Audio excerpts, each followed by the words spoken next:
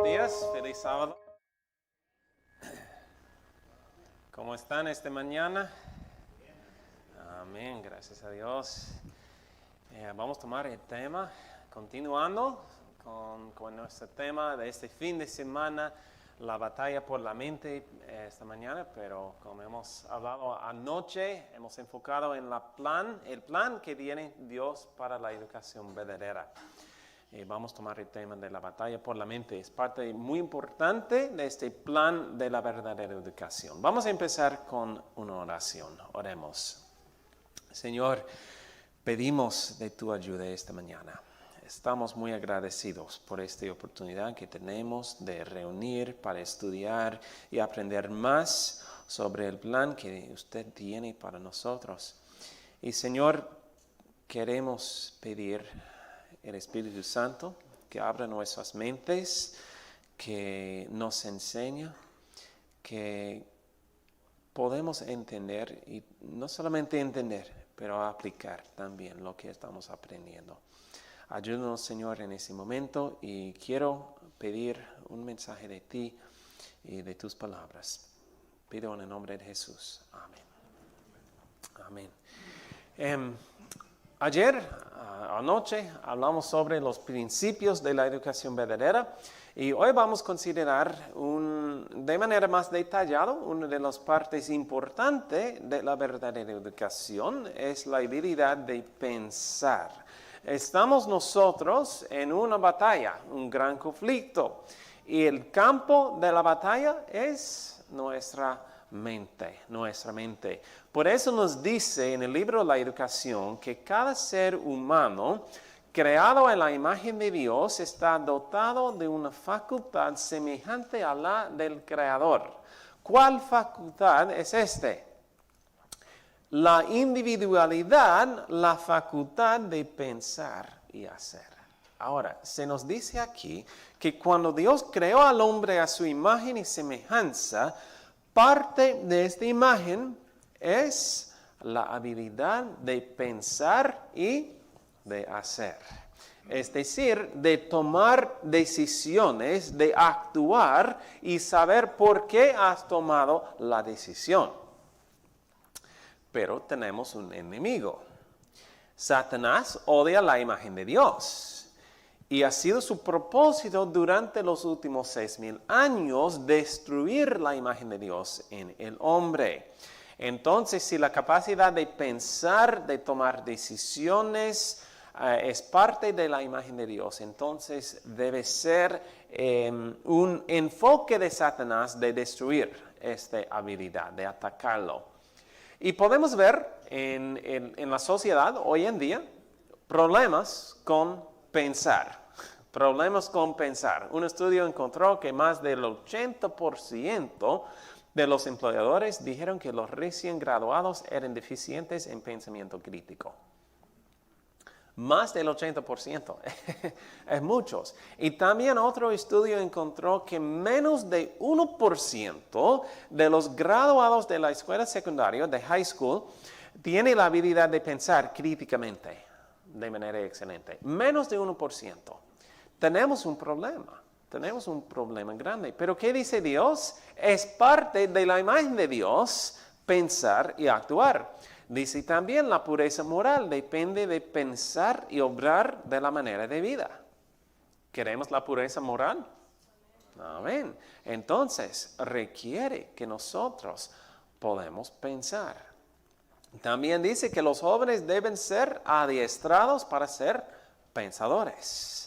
También el Señor invita a todos aquellos con quienes trabaja a que se esfuercen mentalmente al máximo. Tenemos tres evidencias, tres razones aquí por qué la habilidad de pensar es importante. La pureza moral debe ser parte de la educación y también si queremos trabajar con el Señor necesitamos esta habilidad. También dice, Dios le ha dado talentos que Él desea que usen. Él les ha dado mentes y quiere que lleguen a ser pensadores. Y que piensen por sí mismos y hagan sus planes en vez de depender de otros para que piensen y planeen por ellos. Aquí tenemos clave. ¿Qué dice? Que Dios quiere que nosotros podemos pensar y decidir por nosotros mismos en vez de depender de otros por nuestros pensamientos. Por supuesto, no es decir que no podemos utilizar los pensamientos de otros, pero no estamos dependiendo de los pensamientos de otros. Necesitamos tener la habilidad de pensar y tomar decisiones por nosotros mismos. Ahora, quiero regresar a esa cita para ampliarlo un poquito. Cada ser humano creado en la imagen de Dios está dotado de una facultad semejante a la del Creador. La individualidad, la facultad de pensar y hacer, ahora vamos a aplicarlo a la educación. La obra de la verdadera educación consiste en desarrollar esta facultad, en educar a los jóvenes para que sean pensadores y numerosos reflectores de los pensamientos de otros hombres. Dice aquí que Dios nos ha creado con la habilidad de pensar y la clave aquí es la palabra individualidad. Individualidad. El pensador de que estamos hablando aquí no es alguien que tiene 3 doctorados. Algunos tienen sus doctorados, pero no son pensadores realmente. ¿Cuánto tiempo has pasado en la escuela? ¿Cuánta información que tenga en tu mente no implica que sea un pensador? Un pensador es, que dice aquí, la individualidad. La habilidad de pensar de una manera, de tomar una decisión y saber por qué has tomado esa decisión. Déjame decirlo así. Dios, o podemos decir, no somos salvos porque pertenecemos a esa iglesia. Amén. No somos salvos porque pertenecemos a esa iglesia. Somos salvos por nuestra conexión y relación personal con Jesús. Dios quiere trabajar con nosotros individualmente. No podemos depender de las creencias de nuestro pastor, de nuestros ancianos, de nuestra iglesia. Aunque sean correctos, no podemos depender de esos. Necesitamos tener nuestras propias creencias, propios pensamientos. La habilidad de decidir y tomar esa decisión y saber la razón por qué has tomado la decisión es clave para los últimos días. Porque va a llegar muy pronto el día cuando parece como todo el mundo crea de una manera. Y nosotros tendremos que oponernos a ello. Tendremos que estar solos por nuestra fe en los días que lleguen. Y si estamos acostumbrados de depender de los pensamientos de otros, ¿qué va a pasar cuando los pensamientos de otros están erróneos? Por eso necesitamos la individualidad, la facultad de pensar y hacer. Y nuestro enemigo no quiere esto. Quiero aplicarlo a la educación verdadera en un momento, pero antes quiero mencionar que la batalla final es la batalla por la mente. Ven conmigo en Apocalipsis. La Biblia nos dice en Apocalipsis que la batalla final es una batalla por la mente. Encontramos en Apocalipsis 7. Espero que todos tienen su Biblia. Apocalipsis 7 nos dice en versículo 2, vi también a otro ángel que subía de donde sale el sol y tenía el sello de Dios vivo. ¿Quién quiere ese sello de Dios vivo? Amén. Ok. Y clamó a gran voz a los 4 ángeles a quienes se les había dado el poder de hacer daño a la tierra y el mar, diciendo, no hagáis daño a la tierra, ni al mar, ni a los árboles, hasta que hayamos sellado en sus frentes a los siervos de nuestro Dios. ¿Dónde están sellados? Frente. ¿Qué significa la frente? Oh, la mente. De hecho, hay un parte del lóbulo frontal, se llama el córtex del cingulado anterior. Es importante para muchas cosas, pero noten los últimos dos en esta lista. Detección de errores. ¿Será importante detectar los errores un cristiano? Vitalmente importante. Y también es centro del libre albedrío. Es decir, que esta parte del cerebro es la parte que toma decisiones morales. Y dice Dios, quiero poner mi sello sobre la parte de tu mente que toma decisiones morales. Pero es una batalla. Y Dios no es el único que quiere poner su sello sobre la mente. Encontramos en Apocalipsis 14. Apocalipsis 14. 14, versículo 9, y el tercer ángel lo siguió, diciendo a gran voz, si alguno adora a la bestia a su imagen y recibe la marca en su frente o en su mano. Ambos lados en ese gran conflicto quiere poner su sello sobre la frente. Una batalla por la mente. Y hay otros versículos, vamos a Romanos, para mencionar Romanos 12, versículo 2. Romanos 12, 2, que dice, no os conforméis a este siglo, sino transformaos por medio de la renovación de vuestro entendimiento, para que comprobéis cuál sea la buena voluntad de Dios, agradable y perfecta. Dice, no conforméis, pero sea transformado por la renovación de vuestro entendimiento. Por eso nos dice que la guerra en que estamos comprometidos es en gran medida mental. En gran medida mental. Y dijo un historiador, Carter Woodson, que cuando controla el pensamiento de un hombre, no tiene que preocuparse por sus acciones. ¿Satanás sabe eso? Y por eso está tratando de controlar la mente. También dijo un gran líder, qué afortunados para los líderes que los hombres no piensen. ¿Quién lo dijo? Adolf Hitler. Pensamos muchas veces que Hitler llegó al poder con la fuerza de armas, pero realmente no.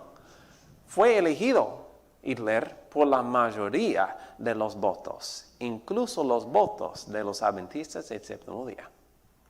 ¿Sabes qué fueron los cristianos los que votaron a Hitler al poder? Incluyendo más de 90% de los adventistas del séptimo día votaron por Hitler. ¿Por qué? Nadie estaba pensando. Nadie estaba pensando. Por eso nos dice que la obra especial de Satanás en esos últimos días es posesionarse de la mente de la juventud. Y por supuesto no solamente a la juventud, pero también a los adultos. Satanás está tratando de controlar la mente. ¿Y cómo se puede hacerlo? ¿Cómo Satanás está atacando la mente? Pues tiene muchos métodos, pero quiero enfocar en uno. Porque como hemos leído, que es parte de la imagen de Dios tener esa facultad de pensar y obrar, también es la obra de la verdadera educación desarrollar esta facultad. ¿Cuál facultad? La facultad de pensar. Dice, educar a los jóvenes para que sean pensadores y no meros, ¿qué dice aquí? Reflectores de los pensamientos de otros hombres. Tenemos dos sistemas contrastados aquí. El sistema verdadero de Dios, que tiene su enfoque, su propósito de desarrollar pensadores.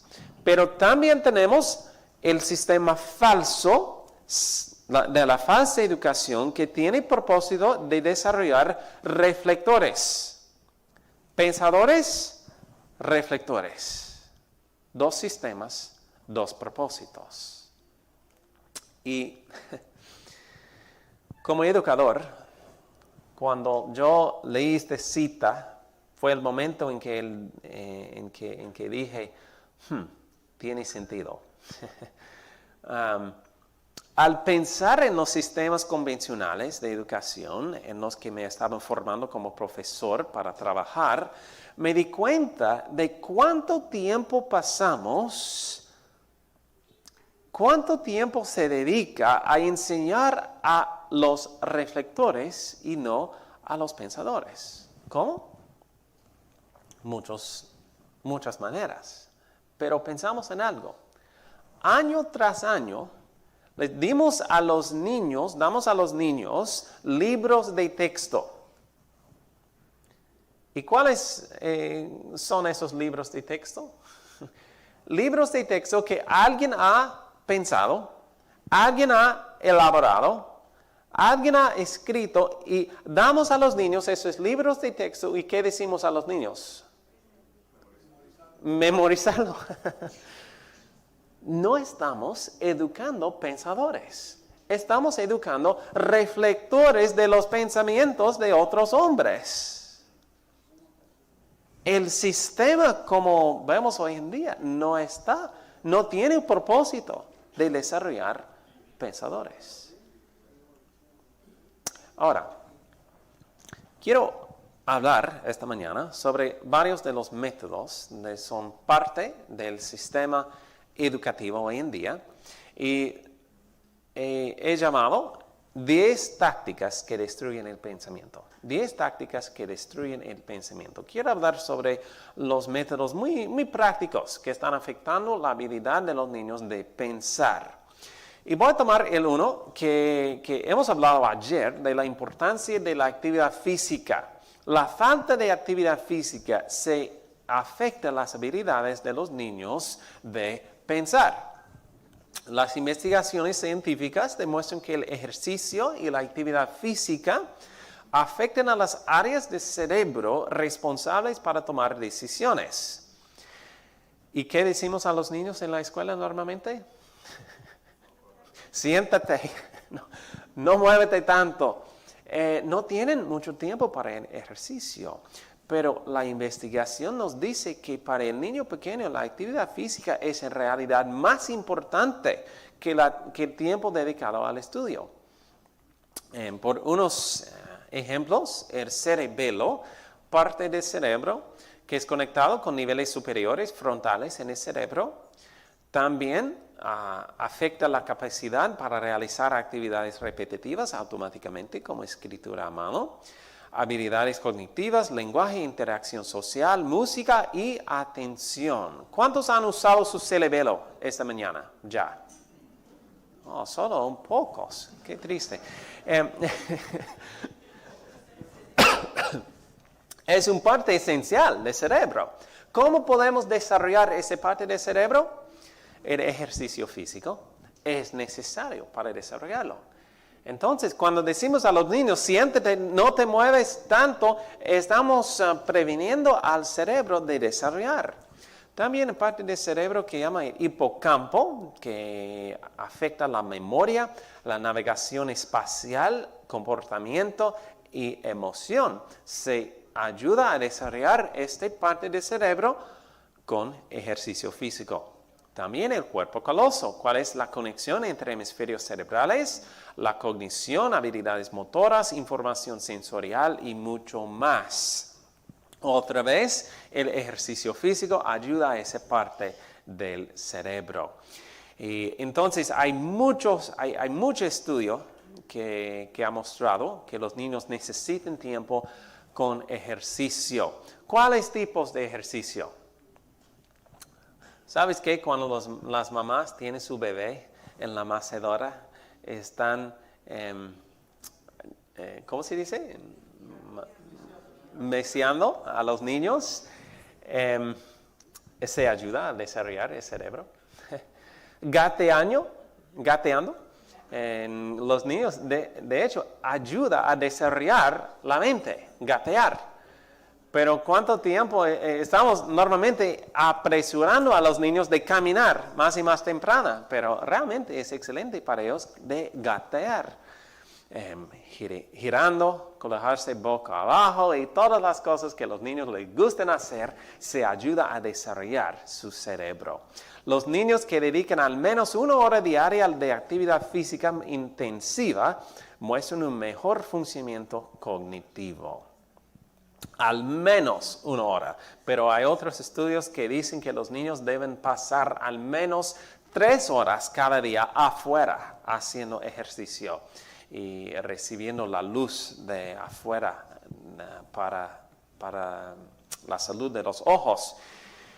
Y como hemos leído, como hemos visto anoche, ningún ramo de trabajo manual es de más valor que la agricultura. Aquí tenemos una actividad excelente para los niños. Punto 2, la sobreestimulación.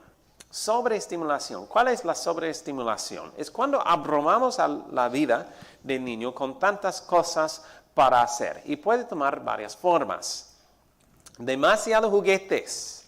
¿Sabes que los estudios han mostrado que cuando un niño tiene más juguetes, son más aburridos? Más juguetes, más aburridos. Porque no tienen que aprender de enfocar en una cosa. Siempre están cambiando. Y puede ser sobreestimulante. También demasiado en el horario. Tienen la escuela y las tareas y lecciones de nadar y música y tantas cosas que se llenan el día, se afectan al desarrollo del cerebro. Necesitan los niños menos, de hecho. Una vida más sencilla. Demasiado de la escuela y los medios, la tecnología. No tenemos tiempo para profundizar este tema, pero es algo que afecta a la mente de manera muy fuerte. Y lo que puede pasar es cuando abrumamos a la vida del niño con tantas cosas, pronto no pueden soportar y vemos síntomas como estrés, exceso de actividad, frustración, irritabilidad, mal genio, muy cansados y pensamiento superficial, porque no tienen el tiempo para enfocar en una cosa. Los niños necesitan realmente la vida natural. La vida natural. La tranquilidad, la calma y la ausencia de excitación artificial fortalecen al niño inmaduro. Por eso y por otras razones tenemos el consejo que deberíamos vivir en el campo. Es el ambiente más favorable para el desarrollo del niño. Punto 3. Demasiado estudio. Pues el estudio no es algo malo, pero podemos tener demasiado de una cosa buena. Y lo que encontramos es cuando los niños están pasando tanto tiempo estudiando, casi todo el día, muchos, tienen aprendizaje superficial, agotamiento, enfermedades y dificultades de aprendizaje, de resultado de pasar tanto tiempo estudiando. Entonces, ¿cuál es demasiado tiempo estudiando? Pues depende en la edad del niño. Para el niño de menos de 8 a 10 años de edad, deben pasar todo el tiempo haciendo cosas más activas, más prácticas. No es decir que necesiten hacer ejercicio físico todo el día, pero cosas sencillas, ¿no? Lavando los platos, el trabajo útil, ayudando a sus padres, corriendo afuera, saltando y escalando árboles y todas las cosas que a los niños les gustan hacer, necesitan pasar ese tiempo afuera y dentro de la casa haciendo cosas prácticas. Todo el día debe ser para un niño pequeño. Pero mientras se crecen, se entran en la juventud, se pasan más tiempo estudiando. En esa edad de la juventud, su tiempo debe dividirse entre la adquisición del saber por los libros y la del conocimiento de un trabajo práctico. Entonces, ¿qué significa dividir el tiempo? ¿No sabemos nada de la matemática? ¿Qué significa dividir? Partes iguales, partes iguales. Si están tomando 4 o 5 horas de estudiar en el día, deben pasar 4 o 5 horas haciendo cosas prácticas en el día. Eso es la regla para los jóvenes. Ahora, las pruebas, o decimos los exámenes. ¿Los exámenes son buenos para el aprendizaje?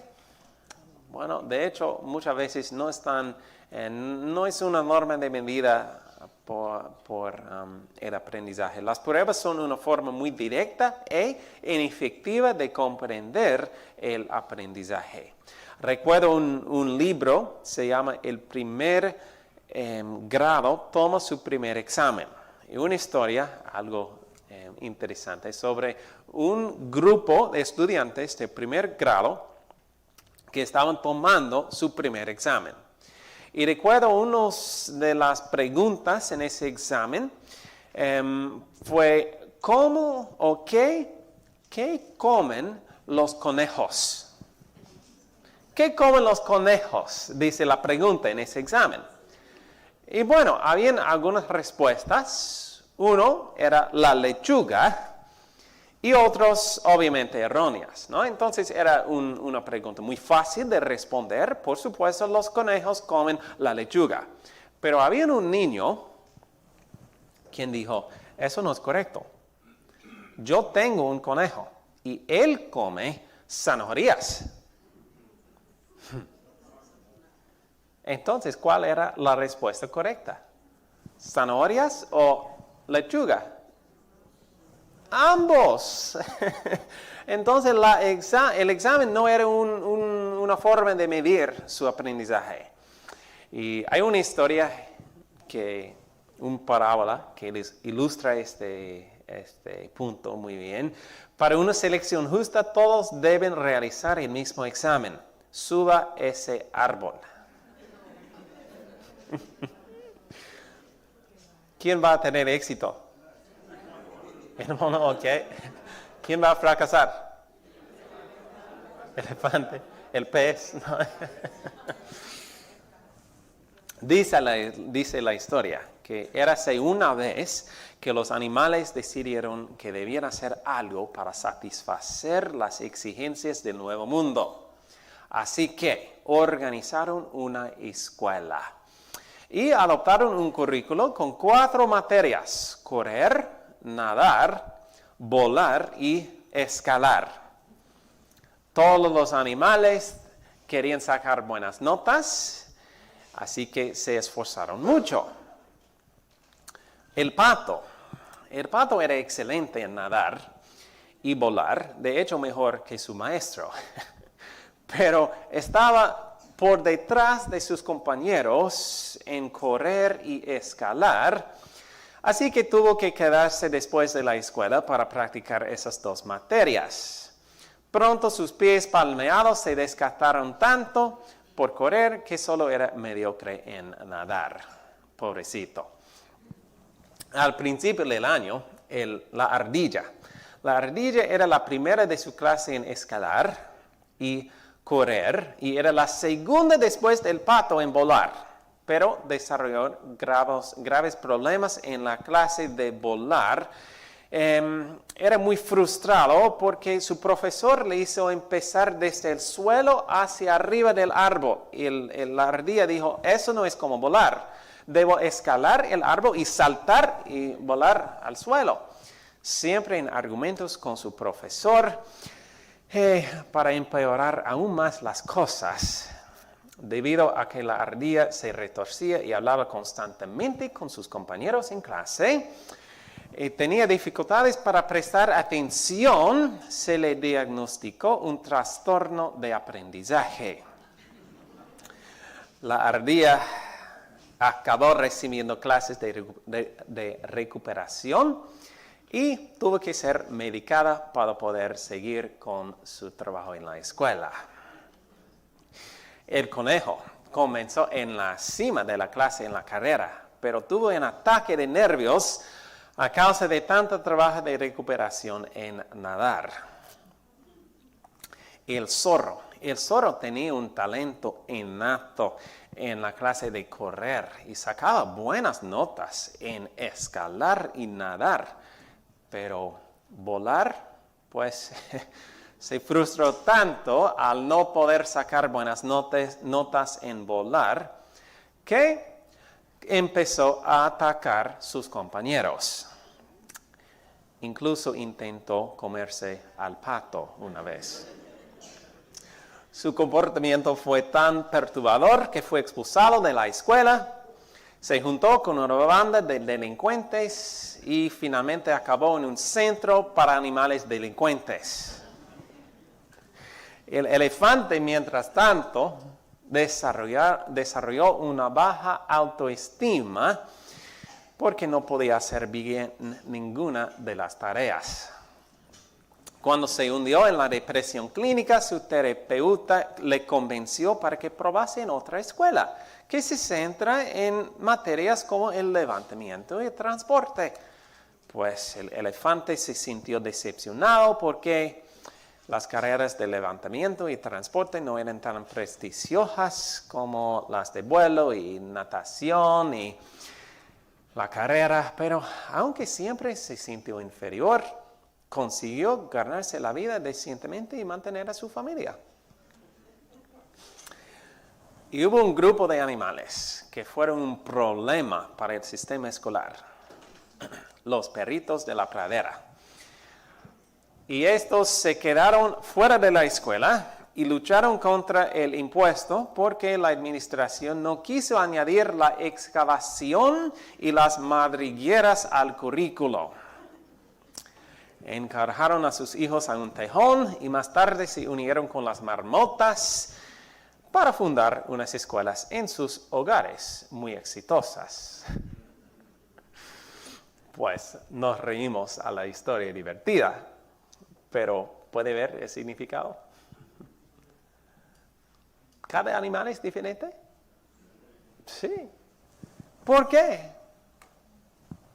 ¿Dios los creó así? ¿Cada niño es diferente? ¿Cuántos tienen más de un niño? ¿2 o 3 niños? ¿Son diferentes o son exactamente los mismos? Diferentes, siempre diferentes, ¿no? ¿Es accidente de parte de Dios? No, Dios los creó así.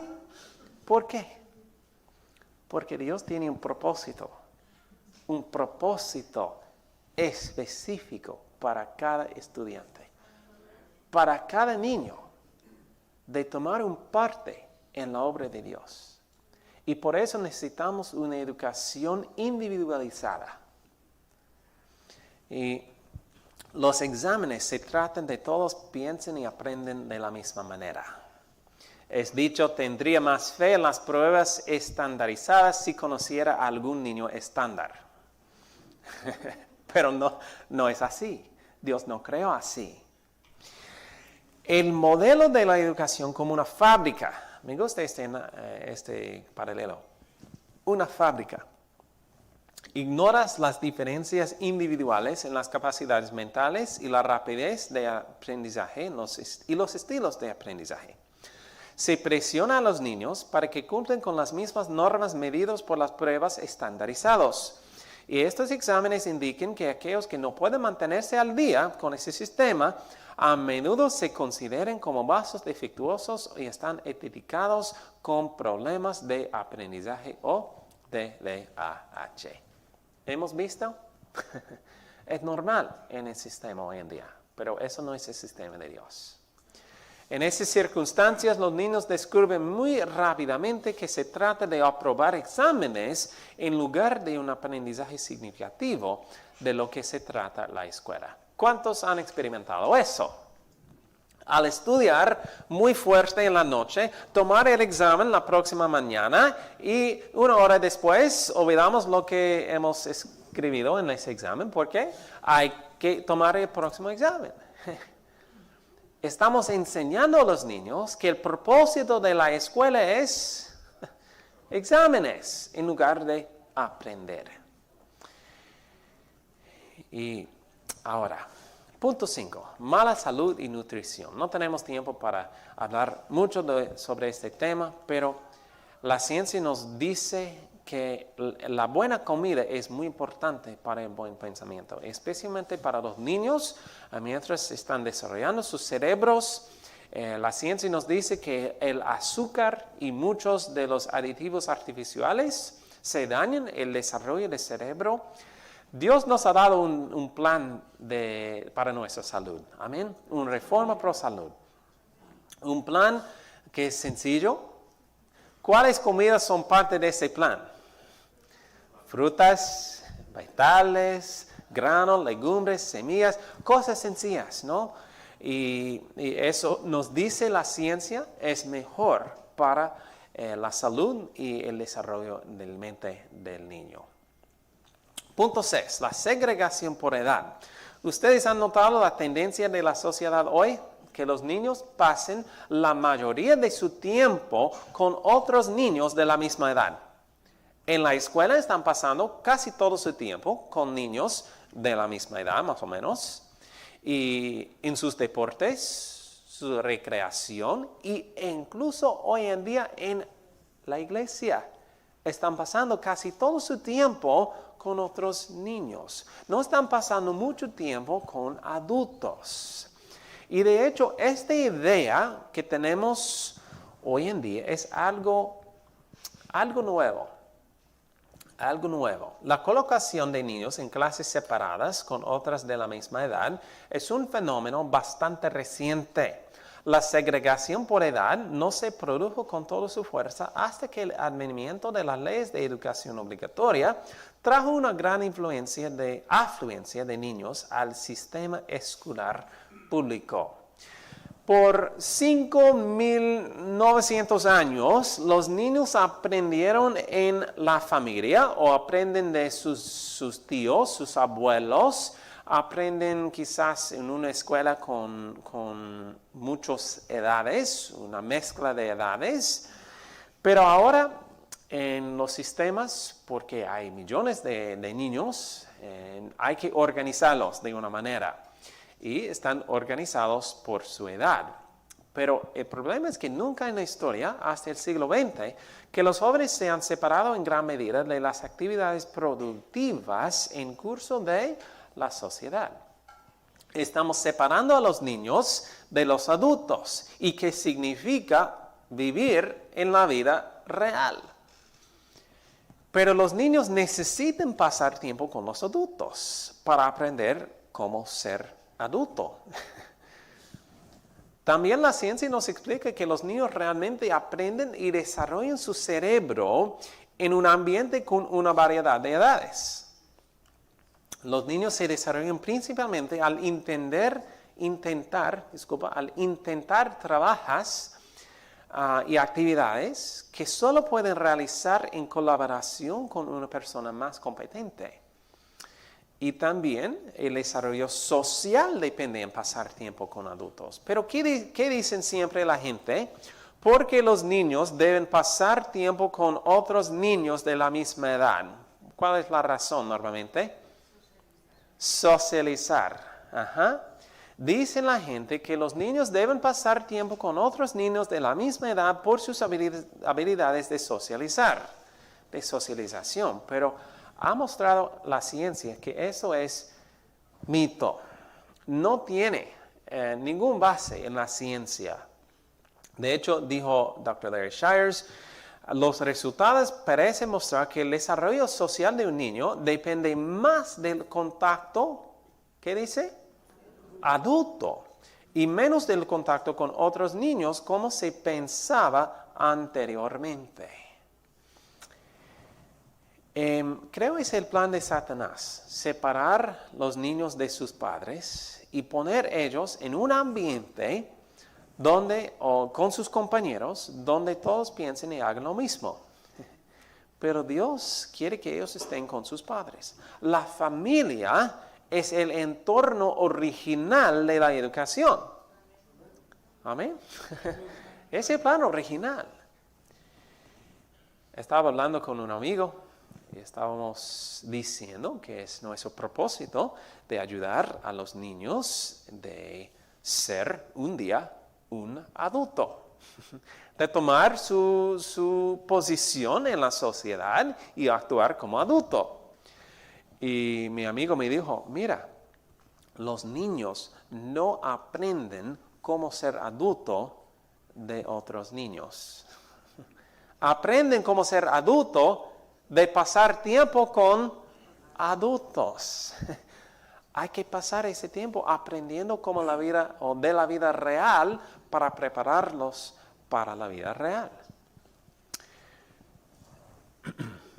Punto 7. No tenemos tiempo para profundizarlo otra vez, pero la televisión y electrónicos, la tecnología, la pantalla, los celulares, todo eso, se afecta las habilidades de los niños de pensar.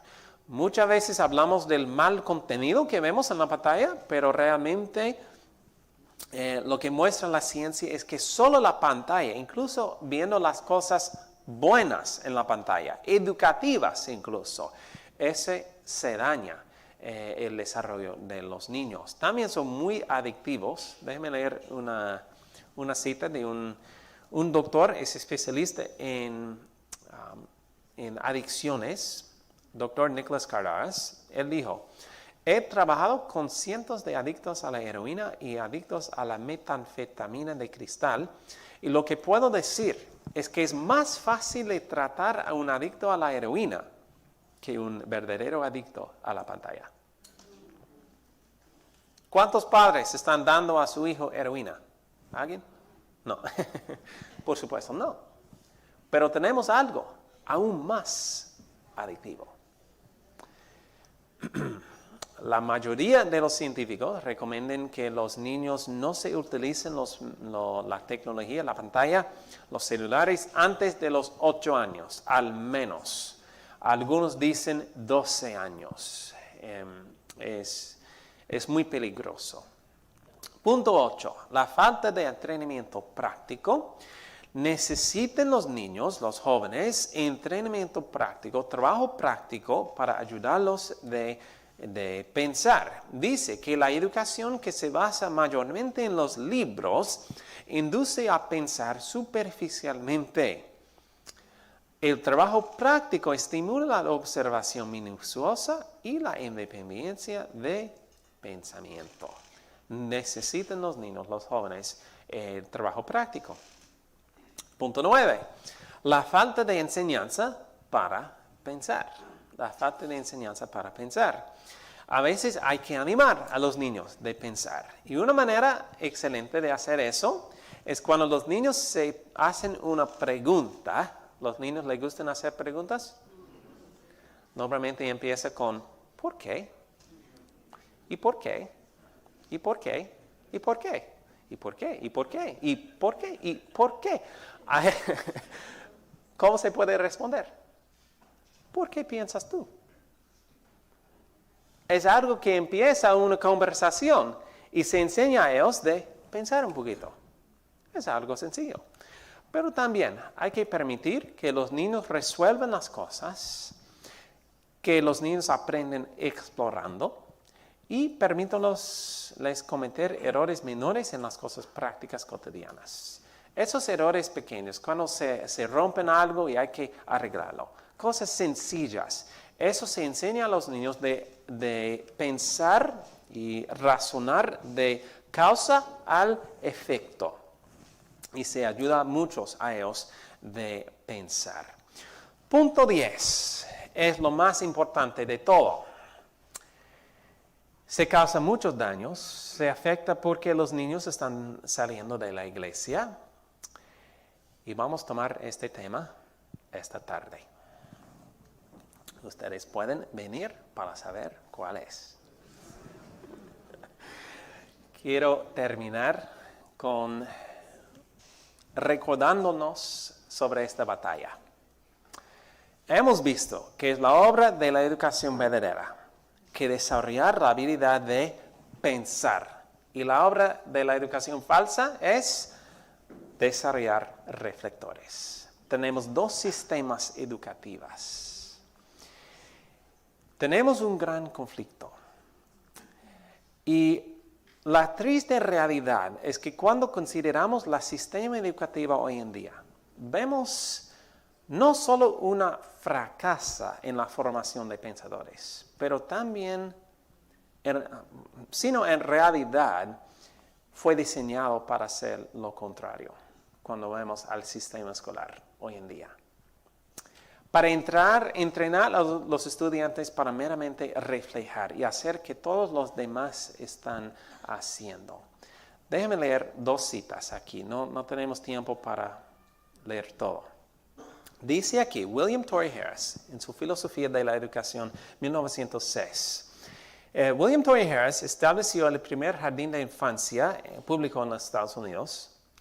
También estableció la escuela secundaria como parte integral de la educación en los Estados Unidos y fue el comisionado de educación en los Estados Unidos durante 17 años. Él sabe lo que está hablando. Y dijo él, 99 de cada 100 son autómatas. Con cuidado caminan por caminos prescritos. Con cuidado siguen la costumbre prescrita. O es decir, están reflejando. ¿Por qué? Esto no es un accidente, sino el resultado de una educación sustancial. ¿Es posible que el sistema como es hoy en día está desarrollando reflectores intencionalmente? Dice también Bertrand Russell, un gran influente del siglo pasado, es de esperar que los avances en fisiología y psicología den a los gobiernos mucho más control sobre la mentalidad individual de lo que ahora tienen incluso en los países totalitarios. Fichte está hablando aquí sobre un hombre que ayudó a desarrollar las bases del sistema educativo hoy en día que tenemos en el mundo, que empezó en Prusia, en Alemania. Fichte estableció que la educación debe tener como objetivo destruir el libre albedrío, de modo que cuando los estudiantes hayan salido de la escuela sean incapaces durante el resto de sus vidas de pensar o actuar de otra manera que la que sus maestros hubiesen deseado. Algo bastante horrible, pero nos ayuda a entender por qué el sistema es como es. ¿Por qué tiene sus métodos como están? Eso es el sistema, que no es correcto. Lo que necesitamos es otro sistema. Algunos dicen que el sistema es roto. Realmente no estoy de acuerdo con eso. Creo que el sistema, como vemos hoy en día, no está roto. De hecho, está haciendo lo que estaba diseñado para hacer. Lo que necesitamos es otro sistema. ¿Cuál es? Lo encontramos en Deuteronomio. Esas palabras. ¿Cuáles palabras? ¿Las palabras de quién? De Dios. Que yo te mando hoy. Estarán sobre tu corazón. ¿Quién es este tú? Los padres. Y diligentemente las enseñarás a tus hijos. Y hablarás de ellas cuando te sientes en tu casa, cuando andes por el camino, cuando te acuestes y cuando te levantes. Todo el día, todos los días, los padres deben enseñar a sus hijos las palabras de Dios. Aquí tenemos el sistema de Dios. Y por eso en su sabiduría, el Señor ha decretado que la familia sea el mayor agente educativo. Amén. Nunca antes hubo tanto en juego. Nunca dependieron resultados tan importantes de una generación como de la que ahora entra en el escenario de acción. ¿Estamos despiertos, hermanos? ¿Estamos despiertos a los ataques de Satanás? Necesitamos hacer el plan de educación de Dios para que Satanás no tenga la victoria sobre nuestros niños. ¿Requiere sacrificio? Sí, requiere sacrificio de la parte de los padres, especialmente. Al no dejar que Satanás gane la victoria. Pero vale la pena seguir los planes de Dios. Amén. Oremos. Señor, estamos muy agradecidos por ese tiempo que hemos tenido. No hemos tenido tanto tiempo para profundizar todo, pero hemos visto algo del ataque de Satanás contra nosotros, contra la habilidad de pensar, contra, pues, en esta batalla que tenemos para la mente. Ayúdanos, Señor, seguir a tus planes para tener éxito en esta batalla. Pedimos de tu bendición y pedimos también tu presencia este día. Y pedimos en el nombre de Jesús. Amén.